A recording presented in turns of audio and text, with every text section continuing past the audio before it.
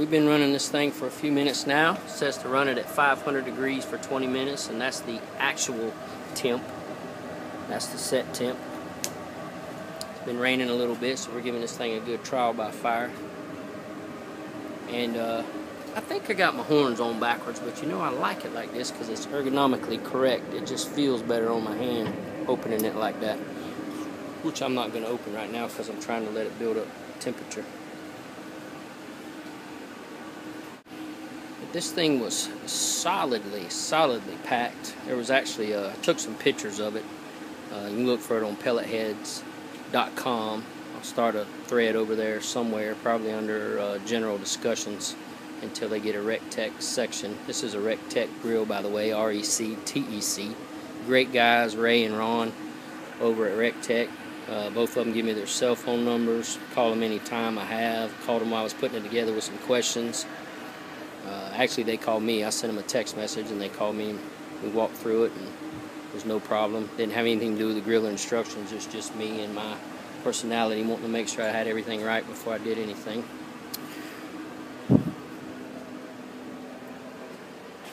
£40-pound hopper on this puppy.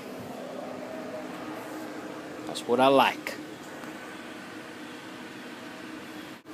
Alright, went ahead and started my 20-minute clock. It said to run it at 500 degrees for 20 minutes.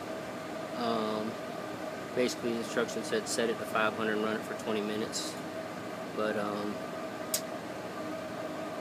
figured I'd take it to 500 and then run it for 20 minutes. Get it burned in real good. I'm going to cook some hamburgers and hot dogs on it tonight. Try to get it seasoned in.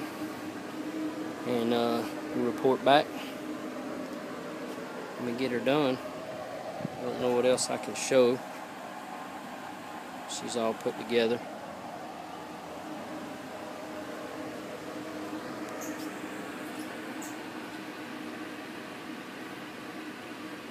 Alright, my 20-minute buzzer just went off. Still 500 degrees. I do not have a Maverick or anything in there, but I kind of trust that probe because it did take a little bit for it to climb up there. We were opening and closing, and I fired it up without the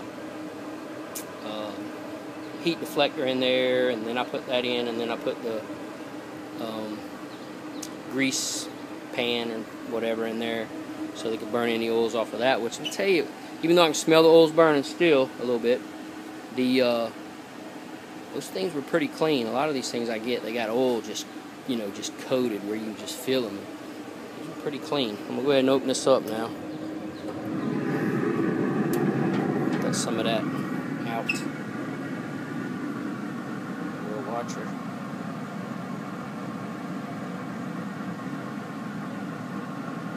Well, the thing with this, I don't let some of that out. I meant some of the smell of the oils burning. The thing about, you'll see the temp drop a little bit now. The Rec+Tec is, I'm just going to give you this in my terms. The Rec+Tec, the Smart Grill technology they call it, I believe it.